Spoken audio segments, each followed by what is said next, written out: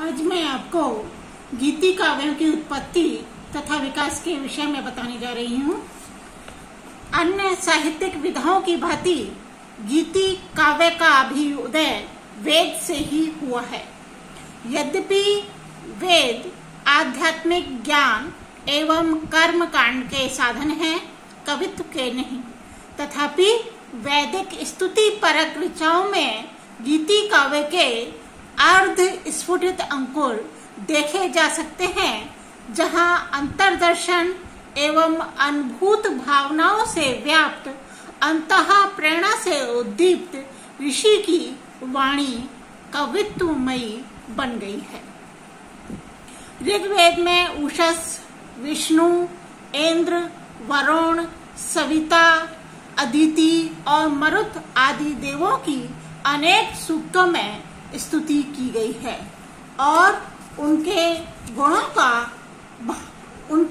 का भाव विह्वलता के साथ वर्णन किया गया है। श्रृंगार प्रधान गीति काव्यों को संदेश काव्य भी कहा गया है। इसका भी स्वरूप ऋग्वेद में विद्यमान सर्मा पणि संवाद सूक्त के अंतर्गत देखा जा सकता है। अतः यह कहा जा सकता है कि गीति काव्य के पर्याप्त बीज वेदों में उपलब्ध होते हैं। वेदों के उपरांत रामायण और महाभारत में भी अनेक ऐसे स्थल हैं जहां गीति काव्य की भावमयी अभिव्यक्ति स्पष्ट देखी जा सकती है। वाल्मीकि के शोकोद्गारों में भी गीति काव्य अनुरूप रागात्मक एवं आत्म अनुभूति परिलक्षित होती है और प्रवासिनी सीता के पास राम द्वारा संदेशवाहक हनुमान को भेजा जाता है। महाभारत में धर्मराज युधिष्ठिर द्वारा श्री कृष्ण को दूत के रूप में दुर्योधन के पास भेजा गया है। इसी प्रकार राजा नल द्वारा प्रेषित हंस दमयंती के पास नल का संदेश ले जाता है। रूपक साहित्य में भी बीच बीच में ऐसे भाव में गीत देखे जाते हैं जो कि कथानक से पृथक स्वतंत्र अपना अस्तित्व रखते हैं और कवि हृदय की तीव्र अनुभूति के परिचायक हैं।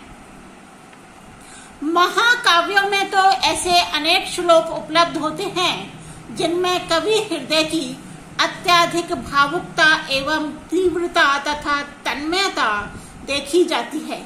इससे स्पष्ट है कि वैदिक साहित्य में गीति काव्य के जो अंकुर प्रस्फुटित हुए थे वे इस काल तक आते आते अधिक विकसित हो चुके थे और गीति काव्य धारा उत्तरोत्तर समृद्ध होती चली गई।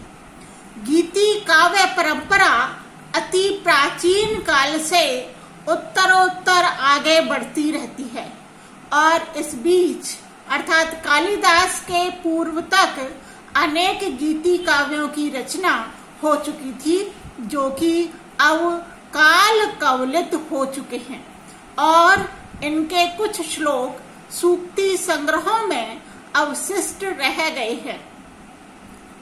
कालिदास का आदि गीति काव्य मेघदूत भी इसका प्रमाण है कि इससे पूर्व अनेक गीति काव्य लिखे जा चुके थे जो कि अब अप्राप्य हैं।